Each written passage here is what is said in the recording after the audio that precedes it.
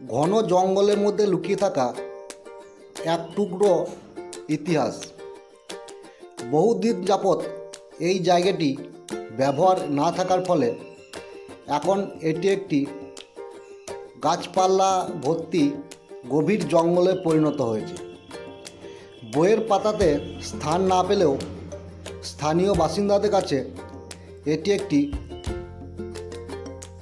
চিরস্মরণীয় স্থান এবং ঐতিহাসিক স্থানও বলতে পারেন।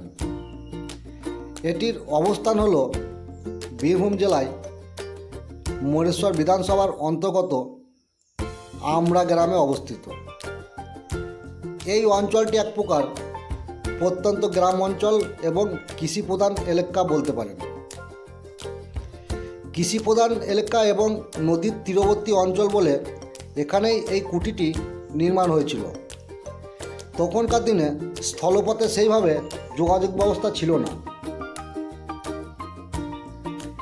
জলপথ ছিল একমাত্র ভরসা। এই নদীর তীরে একটি ধ্বংসস্তূপে পরিণত বন্দরও আছে। ইংরেজরা এই বন্দরের মাধ্যমেই বিদেশে পণ্য পরিবর্তন করত। এখন এই জায়গাটিতে অনেকেই জানুয়ারি মাসে পিকনিক করতে আসেন। বর্তমানে এই কুঠিটি একটি ব্যক্তি মালিকানাধীন জায়গা। আমি যখন এই জঙ্গলের মধ্যে প্রবেশ করলাম তখন খুব ভয় লাগছিল আমাকে। এই জঙ্গলের মধ্যে আপনি কোনো সাধারণ মানুষের আওয়াজ বা আমরা যেমন সাধারণভাবে জীবনযাপন করি সেই ধরনের আপনি কিছুই দেখতে পাবেন না।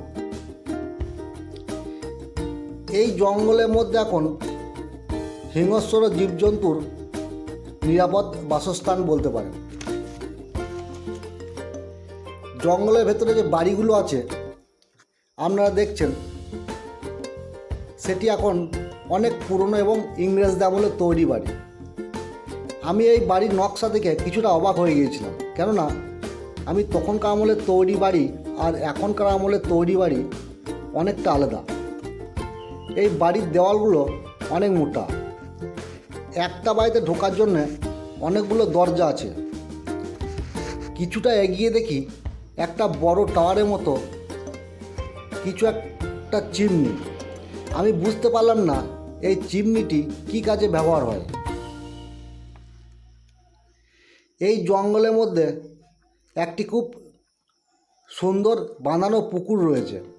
আমি কিছুক্ষণ ওই বাঁধানো পুকুরের পাড়ে বসলাম। আমি যখন ওই জঙ্গলে গিয়েছিলাম তখন ঘড়িতে বাজে দুপুর 2 হওয়ার সুবাদে শুধুমাত্র মাথার উপর সূর্য দেখা যাচ্ছে আর আমি চারিদিকে দেখি শুধুই জঙ্গল। একটা সময় আমি নিজের দিকটাও ভুলে গিয়েছিলাম যে কোনটা পূর্ব দিক আর কোনটা পশ্চিম দিক। মাথার উপর সূর্য থাকার ফলে সঠিক দিকটি নির্ণয় করতে পেরেছিলাম।